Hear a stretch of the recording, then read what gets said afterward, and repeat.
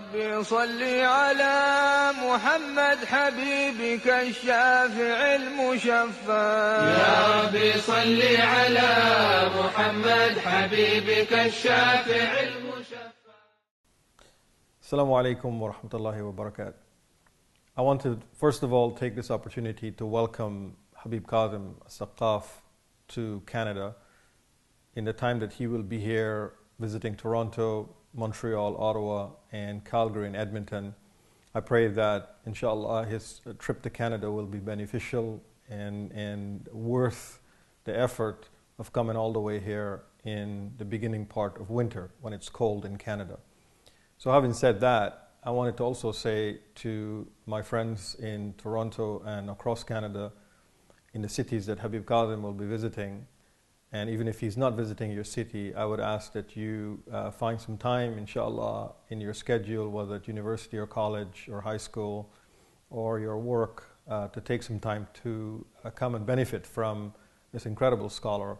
I've met Habib Kadhim in Tarim in Yemen, his home city, a couple of years ago, and I was very impressed with him. My own son, when he was 15 years old, attended a dawrah in Yemen, and when he came back from Tarim, he said to me, I met this incredible scholar whose name was Habib Kadhim. And at that time, in 2005, I had no idea who Habib Kadhim was, and I'd never heard him speak or anything like that. But just from my 15-year-old son talking about the impact that Habib Kadhim had on him was enough for me to begin to sort of pay attention to Habib Kadhim. And he's been coming to the West, first to the United Kingdom, Denmark, various countries in Western Europe and Australia and New Zealand, in these countries. And this is the first time that he's coming to Canada. And we're very honored and privileged to have him here. And inshallah, we will benefit from him. As a journalist, for the last 22 years, many of you know me. I've done stories on Muslim world. I've been to Afghanistan, Pakistan, and various parts of the Middle East. And I have to say that in my travels, very rarely do I come across scholars of the kind that Habib Kadhim represent. He not only talks about our tradition, represents it intellectually, but he also lives it spiritually. And that is an incredible thing to see, that scholars like him who have embodied the Islamic tradition in the way it should be embodied in the modern world.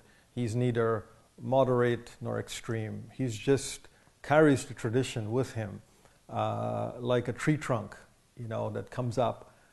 There is that. He's not a tributary. He's not an ancillary. He's not a break-off branch.